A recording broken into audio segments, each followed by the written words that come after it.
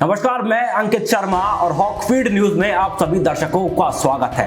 दोस्तों, देश में जब भी कोई आपदा आती है, कोई समस्या आती है या फिर देश मुश्किल दौर से गुजर रहा हो, ऐसे वक्त में सुरक्षा के मामले में सबसे पहले अजीत डोभाल को याद किया जाता है, क्योंकि सुरक्षा के मामले में अजीत डोभाल सबसे बड़े मास्टरमाइंड हैं।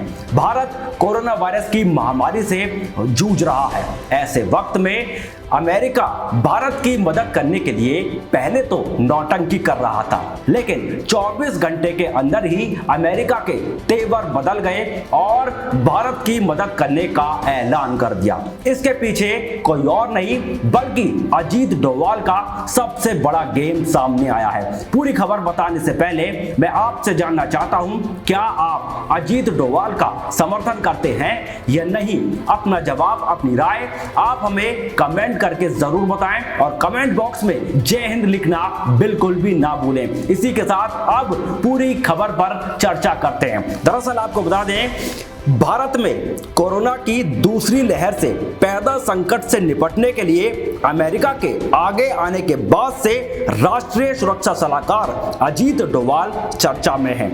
अजीत डोभाल ने अपने अमेरिकी समकक्ष जैक सुलिवन से इस मामले पर बात की थी। उनकी इस बातचीत के बाद ही अमेरिका के राष्ट्रीय सुरक्षा सलाहकार और फिर राष्ट्रपति जो बाइडेन ने भारत को कोविशील्ड वैक्सीन के लिए कच्चे माल की सप्लाई का वादा किया है। इस ऐलान के बाद से ही अजीत डोभाल ट्विटर के टॉप ट्रेंड में हैं।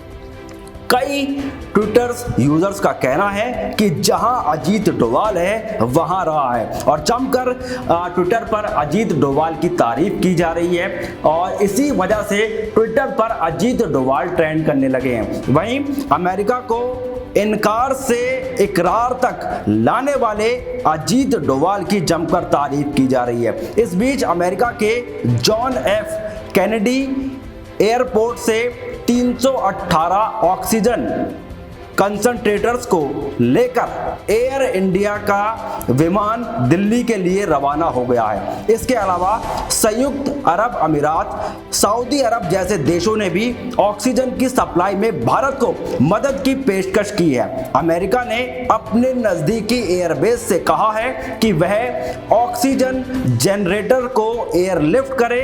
इसके अलावा रेमडेसिविर इंजेक्शन और कोविशील्ड वैक्सीन के कच्चे माल की सप्लाई भी शुरू की जाए। अमेरिका ने कहा कि वह भारत को वैक्सीन के कच्चे माल की सप्लाई के लिए हर संभव प्रयास कर रहा है और इसके पीछे कोई और नहीं बल्कि खुद अजीत डोभाल है, क्योंकि कोरोना वायरस की महामारी के इस दौर में भारत को वैक्सीन के कच्चे माल की भी जरूरत है, ऑक्सीजन की भी जरूरत है। तो ऐसे वक्त में अजीत डोभाल की रणनीति सबसे ज्यादा कारगर साबित हुई है और इसी वजह से अमेरिका ने भारत की मदद करने का ऐलान कर दिया है। और ये ऐसा पहला मौका नहीं है जब सुरक्षा के मामले में अजीत डोभाल ने भारत की मदद की हो।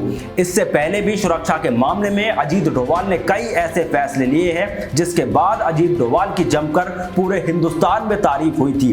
2016 में आपको याद होगा उरी अटैक हुआ था। उसके बाद भारतीय सेना ने पाकिस्तान में घुसकर सर्जिकल स्ट्राइक की थी और उस सर्जिकल स्ट्राइक में पहले सिर्फ और सिर्फ भारतीय सेना की तारीफ हुई थी और हम भी भारतीय सेना की ही तारीफ कर रहे थे और करनी भी चाहिए। भारतीय सेना का हम दिल दिमाग और जहन से पूरे तन मन धन से भारतीय सेना का सम्मान करते हैं, लेकिन उस रणनीति में जो भारतीय सेना की उस वक्त पर रणनीति थी, जो पूरा गेम सजाया गया था, उस गेम के पीछे सबसे बड़ा हाथ अजीत डोभाल का था। 2019 में भारतीय वायुसेना ने पाकिस्तान के बालाकोट में घुसकर एयर स्ट्राइक की थी। उसमें भी पूरी रणनीति बनाने का काम अजीत डोभाल ने किया था। धारा 370 का फैसला आया था तो तमाम वामपंथी नेता, तमाम गद्दार नेता चीख चीख कर बोल रहे थे कि कश्मीर में खून की नदियां बह जाएंगी, वहां पर लाशें बिछ जाएंगी,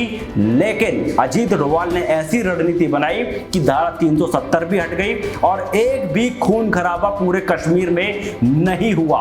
वहीं वहीं राम मंदिर का जब फैसला आया, राम मंदिर के फैसले पर भी जो हालात और परिस्थिति थी वो ऐसी हो रही थी कि कहीं ना कहीं हिंदू और मुसलमानों में लड़ाई हो सकती है, कोई दंगा भड़क सकता है, लेकिन सुरक्षा की व्यवस्था खुद अजीत डोभाल ने की थी और नतीजा ये रहा कि सब कुछ शांतिपूर्ण तरीके से हो गया। वहीं अब इस मामले पर और भी आगे चर्चा करते हैं, वैक्सीन के मामले पर, कि और किस तरीके से भारत को मदद मिलने जा रही है। आपको बता दें कि अमेरिकी राष्ट्रपति जो बाइडेन ने अपने ट्वीट में कहा, जैसे भारत ने अमेरिका को मदद दी थी जब हमारे अस्पताल कोरोना के संकट से जूझ रहे थे। जो बाइडेन ने अपने इस ट्वीट के साथ ही अजीत डोभाल और जैक सुलिवन के बीच हुई बातचीत को भी अटैच किया। बता दें कि प्रधानमंत्री नरेंद्र मोदी के आदेश पर अजीत डोभाल